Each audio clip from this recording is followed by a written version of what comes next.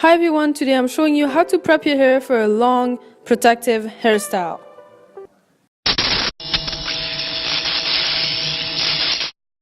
So first of all, you want to start with your hair washed and conditioned. And then you want to use an oil treatment. So I'm going to use my tania.kns oil treatment that's going to be for retail soon on my website that is in the description box. Then you want to use a hair comb dryer, blow dryer basically, to have your hair more manageable. Then simply what I'm going to do is take off my hair towel that I just have now and basically apply the oil on my hair.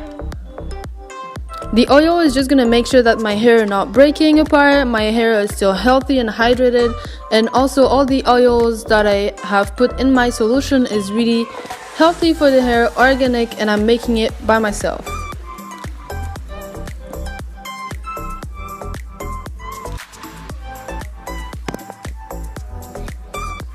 Once I apply the oil on all of my hair and then on the sections that I'm going to do, I'm just going to start hair drying my hair and making sure that they're all pretty much straight so I can do any protective hairstyle with having the option of having no frizz.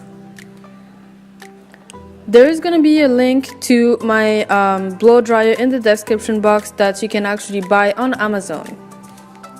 Once you blow dry your hair, you can add some more oil and actually blow it dry, like ready to go down. And the advantage of this blow dryer is that there's a comb at the end, so the comb is making sure that all your hair is really straight in a way, almost like they flat ironed it, but it's just another way for you to manage your hair easier when you're doing a protective hairstyle.